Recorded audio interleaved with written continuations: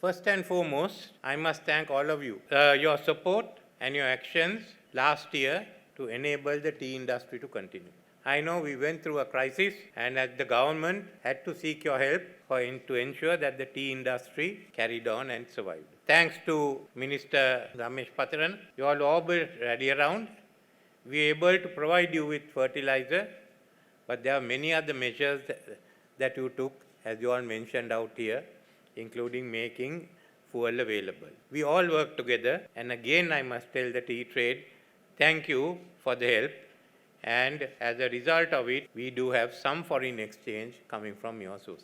Looking at the future, Sri Lanka can't stay in this state. We can't be a country with a trade deficit. We can't live beyond our means. We can stabilize the economy. We can ensure that our bankruptcy status will vanish. What do we do to ensure it doesn't return in 10 years' time?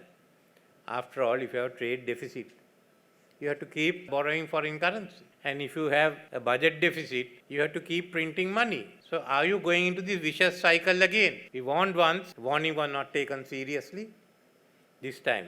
So we have to get out. We have to move out of this cycle. We have to think anew. Our economic system didn't enable us to achieve our full potential, even during the war. One good example of our full potential was that we were able to build an apparel industry during the war. Nevertheless, today we can't have an economy dominated by the government, both in economic terms and also in terms of regulations. So deregulation and private enterprise has to take over. That is what we are aiming for. This tea industry is not the result of any corporation or any government. It's the result of people who came here, took the land, cleared it, put their capital in, and succeeded. There were some of them who failed. There were the large numbers who succeeded, many of them. Of course, they have been very controversial as to whether the lands of the villagers were taken away. Some of it were, but most of it was forest land that was cut down. And there were people who went around from James Taylor, all the way to Pilkington, who went and sat at the Poonagala estate at the Pilkington Point, kept looking out. Or for that matter, since none of us were able to really enjoy Lipton's circular room. That's all a part of history. Those are the people who made it. What did he do? We broke it. We destroyed the industry. And we built up Kenya as a competitor. Now that's an achievement for a local economy taking over. So it's from there we start. And now we must think of the future. Because tea still has potential. In our discussions, we've seen tea as one of the main sources of foreign exchange, but it has to earn more. It has to go further. So look into the next 20, 30 years. What are your issues? What will it be? Certainly we are going to have a problem with climate change. The tropical belt. So we are now looking at policies to call upon the world to save that tropical belt, where the tea industry comes from. Was the damage due to us? Or more because the industrialization of the northern part of the world. So we have to speak out. We have to adapt to climate change. And water is going to be critical. I am just reading some reports on water and the fact that we will have climate disasters. Part of it is going to be in the hill country, in your tea estates. What is your market going to be 40, 50 years hence? Say 25, 30 years hence.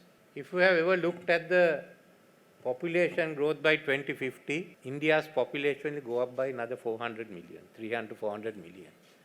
Per capita income will go up. So will their tea be sufficient for them? Kenya's population will go up. Malawi's population will go up. Middle East population will go up. Per capita income goes up. Sri Lanka's population will not go up. And at the rate people are living, it might go down. So how do you increase your output? Where will your competition come? China's population is going to be in decline. So there will be more Chinese teas onto the market. But you've got to work with them because there will be a shortage. Even in the case of India, I mean basically the high-grown Indian teas must come into the market. So where India is going to replace that with low-growns, others I don't know, but those are issues that we should talk with India, we should talk with China and look at the next 20 years. We can't be by ourselves. Even Kenya, we have to talk with them. They are the big producers and there's Indonesia. So look at that pattern, look at the per capita income. So your market is going to be quite different from what it is today. And where are you going to sell it?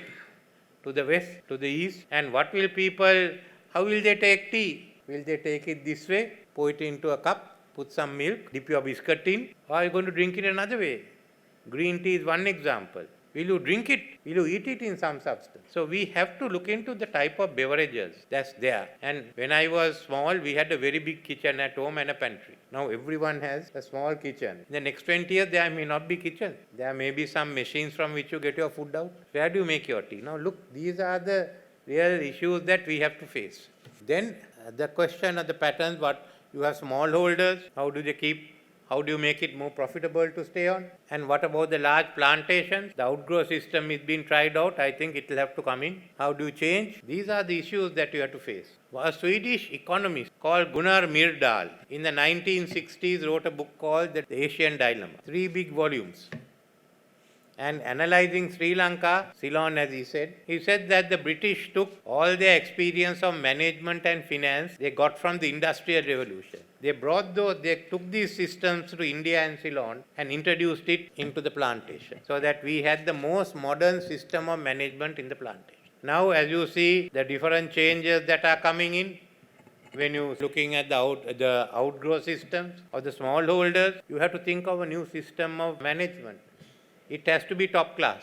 You have to use all the technologies you have. You have to use the digital technology. There will be many other technologies that will come. What will be the role even of using of artificial intelligence, the whole biotechnology, food?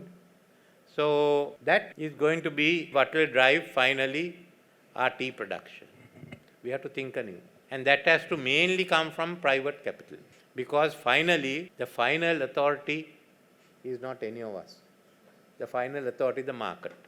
Tea was nothing till Lipton came and made it a household word. Brook Bond only followed them. So look at what the new product is, what it's going to be. We will help you. We have to modernize. I've been talking with the minister.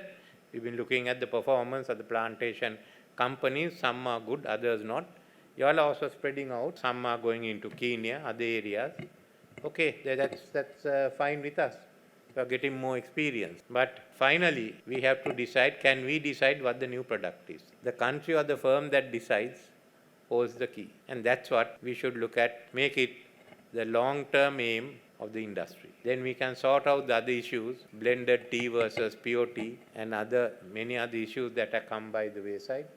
But look at this, and then take the best solution for Sri Lanka. Thank you very much.